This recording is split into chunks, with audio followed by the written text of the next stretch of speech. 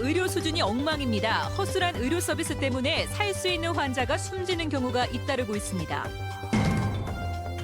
유승민 의원의 복당은 당분간 어려울 전망입니다. 새누리당이 탈당파 복당 논의를 20대 국회 원구성 이후로 미루기로 했습니다. 대구를 중심으로 활동한 민족 저항 시인 이육사의 문학관이 문을 열었습니다. 대구의 기업 지원 정책이 바뀝니다. 네, 시청자 여러분 안녕하십니까? 대구 경북 소식 전해드립니다. 시적절하고 효과적인 의료 서비스가 제공됐다면 발생하지 않았을 사망을 피할 수 있는 사망이라고 합니다. 갑작스런 뇌혈관 질환과 허혈성 심장 질환으로 사망하는 경우가 여기에 해당합니다. 경북 지역은 피할 수 있는 사망을 피하지 못하고 사망한 비율이 20년째 전국 최고 수준인 것으로 나타났습니다. 양관희 기자입니다. 하늘을 나는 응급실 닥터헬기. 경북 지역 중증 응급 환자를 신속히 안동병원으로 옮기기 위해 2013년 도입됐습니다. 관련 학회로부터 심장, 뇌혈관 시술 인증을 모두 받은 곳은 경북에선 안동병원이 유일합니다.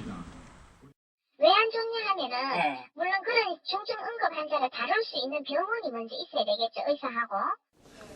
한 대학병원이 뇌졸중과 고혈압성 질환, 폐렴 등 제때에 알맞은 의료 서비스를 받았다면 피할 수 있는 사망과 관련한 통계 자료를 분석했습니다. 1993년부터 95년까지 피할 수 있는 사망 발생률을 5단계로 나눈 결과 가장 높은 5분위에 속하는 지자체가 경북에만 13곳이었습니다.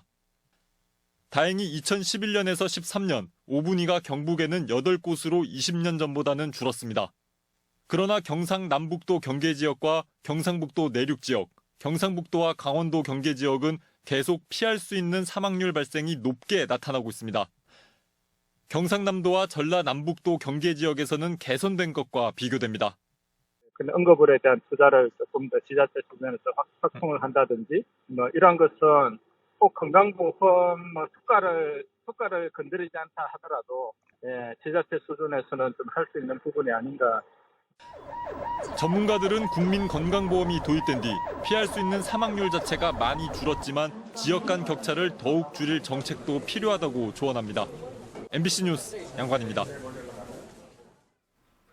여권의 대선 주자로 거론되고 있는 무소속 유승민 의원의 복당이 안개 속으로 빠져들고 있습니다.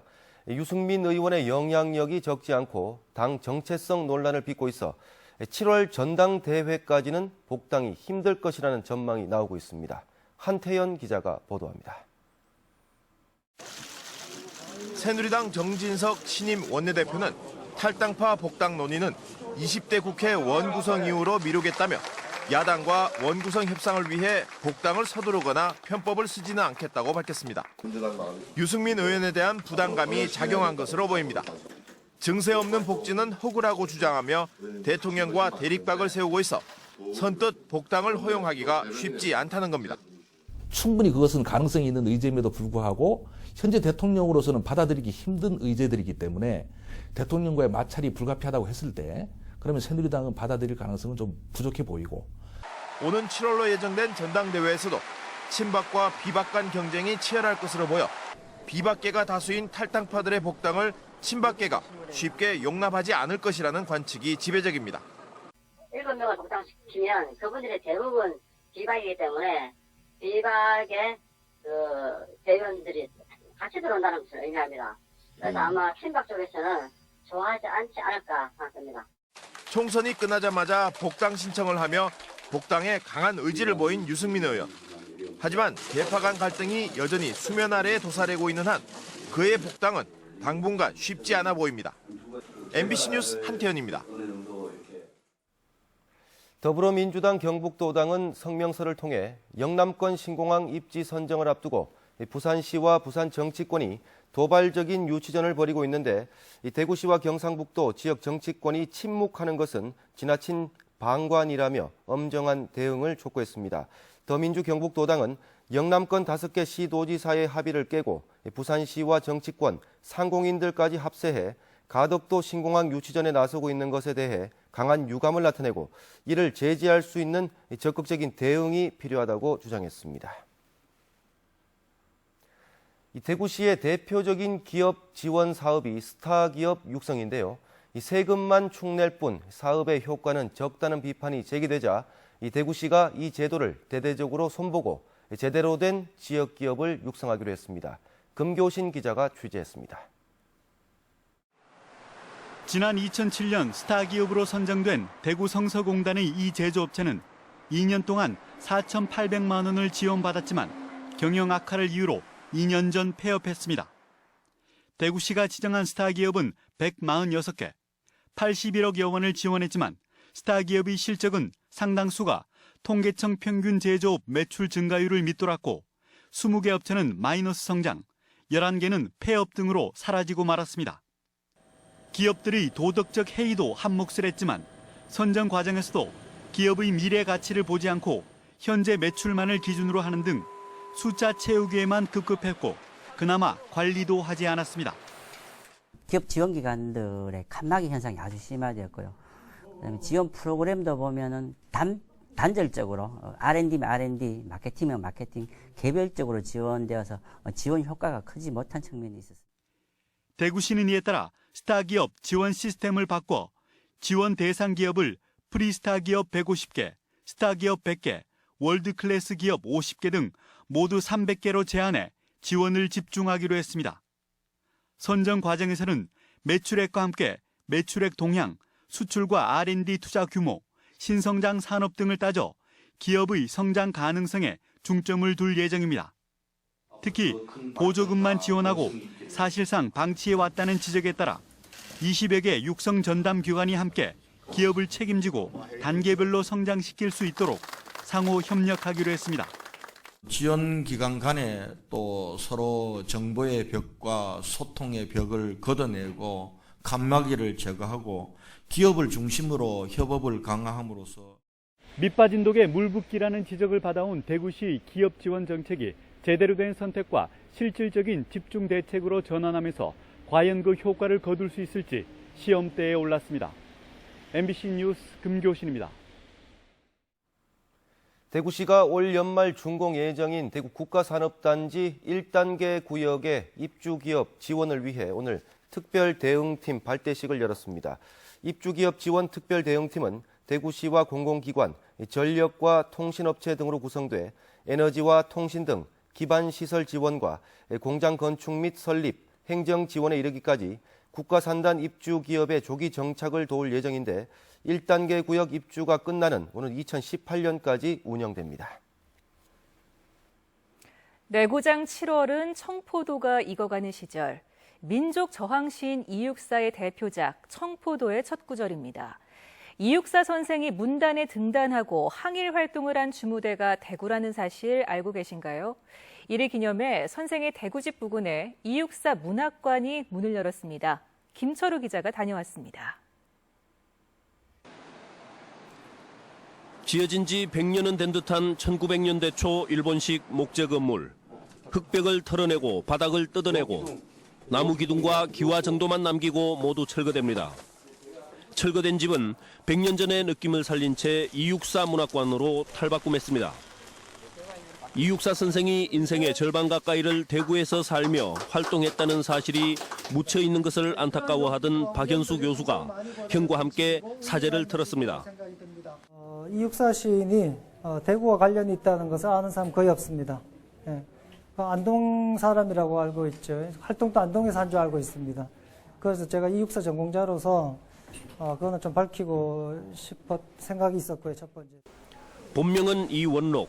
대구로 이사 온 지 7년 만인 1927년 조선은행 대구지점 폭발 사건에 연루돼 대구 교도소에서 수감 생활을 할 당시에 수임번호 264번을 따 이육사라는 필명이 됐습니다. 저희 아버지는 그 고문이 아주 많이 당해가 그 한복을 일주일에 4번을 갖다 드려도 다 그거 피로 물들었다. 일제강점기 일본 헌병대 관계자가 살았던 집을 골라 문학관을 지은 것도 선생의 저항 정신과 무관하지 않다고 합니다. 그 일제 치하에서 정말 어떻게 보면 주옥 같은 시들을 쓰셨던 것처럼 저희도 이 건물에서 그러한 새로운 어떤 그런 의미들이 생성될 수 있지 않을까 하는 생각에서 저희가 부수지 않고 한국 문학계의 거성들이 살았던 또 활동했던 공간 대구. 이들을 기억하고 보존하는 노력을 더 늦춰서는 안 된다는 목소리가 높습니다. MBC 뉴스 김철우입니다. 오늘은 바다 식목일입니다. 갯녹음으로 황폐화된 연안바다에 해조류를 심자는 목적으로 지정된 날인데요. 수산당국이 바다숲 가꾸기에 애를 쓰고 있지만 갯녹음 확산을 막지 못하고 있습니다. 장성훈 기자가 보도합니다. 해조류가 사라진 바다 사막 갯녹음 현장입니다. 현재 동해연안 안반의 60% 이상은 풀 한 폭이 없는 사막으로 변했고 그중에서도 포항연안이 가장 심합니다. 지금 현재 연안 수온이 계속적으로 상승을 하고 그래서 지금 연안의 갯녹음이 상당히 지금 확산이 되고 있습니다. 그래서 수산당국은 7년 전부터 해온 바다숲 가꾸기 사업으로 올해는 경북 동해안 640헥타르에 인공호초를 활용해 해조류를 심고 있습니다. 지난해에 비해 2배 이상 커진 규모입니다. 또 경북 연안에 군락을 이뤄 자생하는 대형 해조류인 대왕을 곳곳에 인공 이식해 바다숲 조성 효과를 높인다는 계획입니다. 대왕은 다른 해조에 비해서 성장도 좋고 상당히 해적 생물에 대한 내성이 강합니다. 여기에다 4년 전부터 매년 5월 10일을 바다 식목일로 정하고 보다 큰 국민적 관심과 과감한 예산 지원을 바라고 있습니다. 지금 수준의 관심과 예산으로는 갯녹음의 확산 속도를 막을 수 없다고 판단하기 때문입니다. 불이 난 산은 서둘러 복원하면서도 황폐화된 바다숲은 눈에 보이지 않는다는 이유로 대수롭지 않게 여기는 현실. 결국 바다가 미래 성장 동력인 경북 동해안이 가장 큰 피해를 볼 수밖에 없는 만큼 국민적 관심을 이끌어낼 수 있는 지역 차원의 대책이 필요해 보입니다. MBC 뉴스 장성훈입니다. 지난주 강풍으로 인한 인삼 피해 규모가 전체 100헥타르에 400억 원을 웃도는 것으로 잠정 집계된 가운데 농식품부는 어제 인삼 재배 농가들과 만난 자리에서 전파된 인삼밭을 대상으로 한 칸당 7,500원의 복구비 지원 방안을 검토하고 있다고 밝혔습니다. 경상북도도 복구비 지원과 별도로 농어촌 진흥기금을 활용해 연리 1%의 최대 2억 원의 경영자금을 지원하는 방안을 검토하고 있습니다. 어제 폐막한 제54회 경북도민체육대회가 의미 있는 행사였다는 평가를 받고 있습니다. 단순한 스포츠 경기를 넘어서 문화와 체험 등 다양한 형태로 융합될 수 있는 가능성을 제시했다는 겁니다. 조동진 기자가 보도합니다. 제54회 경북도민체육대회 입장식입니다. 시군의 특성을 상징하는 각종 조형물이 다양한 볼거리를 제공하고 있습니다. 경쟁적으로 보여주는 조형물이 다소 낭비적이라는 지적도 있는 게 사실입니다. 이번 체전에서는 시군의 특성을 한눈에 볼 수 있는 핵심적인 내용으로 꾸며지면서 시군의 자부심을 느끼게 하는 지역 문화의 축소판이 있습니다. 식전 행사로 공연된 차전놀이와 주 경기장 앞 특설 무대의 다양한 공연, 체전 기간 동안 열린 안동예술제 또한 이번 체전을 문화체전으로 이끌었다는 평가입니다. 경기 운영 외에도 도민 화합을 위한 다양한 문화 공연을 접목함으로써 향후 도민체전의 방향성을 제시한 매우 의미 있는 대회였다고 생각합니다. 천여 명의 자원봉사자를 비롯한 안동시민의 적극적인 참여도 대회를 빛나게 한 요인이었습니다. 사회단체마다 시군과 자매 결연하면서 응원단으로 나서주고 간식까지 제공하는 열성을 보였습니다. 안동에서 열린 그 체육대회에서 봉사를 하게 돼서 굉장히 또 뜻깊고 그 여러 지역에 계신 분들이 안동에서 즐겁게 지내시는 모습을 보고 또 더 즐거웠어요.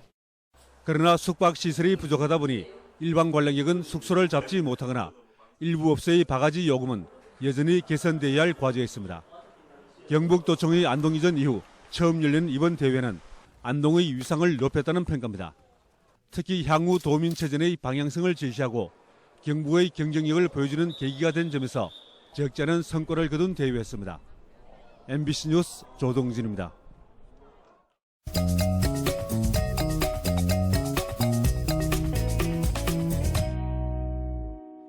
네, 동네 한 바퀴 오늘은 대구 남구 대명동의 한 주택에 나와 있습니다. 오늘 이곳에서는 남구청의 희망 보금자리 9호점 입주식이 열리고 있는데요. 특히 이번 희망 보금자리 사업에는 3층 집이 제공돼 4가구가 한꺼번에 새 동지를 틀게 됐습니다. 여러 사람들이 진짜 많이 도와주셔갖고 제가 어찌 감동적이고요. 네, 앞으로 여기 입주하신 분들 용기 잊지 마시고 희망을 가지고 사시라는 말씀 전해드리고 싶습니다. 관심 있는 사람들의 후원과 주민들의 재능 기부로 진행되는 희망 보금자리 사업. 앞으로도 더 많은 어려운 사람들에게 희망의 보금자리를 제공해 주기를 기대합니다. 2016 경상북도 산학관 일자리 한마당 행사가 오늘 칠곡군 교육문화회관에서 열렸습니다. 청년 취업과 중소기업 인력난 해소를 위해 마련된 오늘 행사에서는 70여 개의 기업이 나서 채용에 나섰고 경북 중남부권 기업들과 한국전력기술 등 김천 혁신도시 4개 공공기관의 채용 설명회도 열렸습니다. 대구시 선거관리위원회는 제5회 유권자의 날인 오늘 수성못에서 시민들과 함께하는 기념음악회를 열었습니다. 대구 지역 각 봉사단체 소속 시민들이 참가해 다양한 연주를 선보였으며 유권자 토막 퀴즈, 즉석 삼행시 짓기, 제20대 국회의원 선거 관련 대한민국 선거사진 대전 입상작 전시 등 부대 행사도 함께 열렸습니다. 동네 한 바퀴 이시정이었습니다. 전국 최대 규모의 두꺼비 산란지인 대구 수성구 욱수골 망월지에서 새끼 두꺼비들의 이동이 시작됐습니다. 매년 5월이 되면 2주 정도에 걸쳐 새끼 두꺼비 200만에서 300만 마리가 망월지에서 욱수산으로 이동합니다.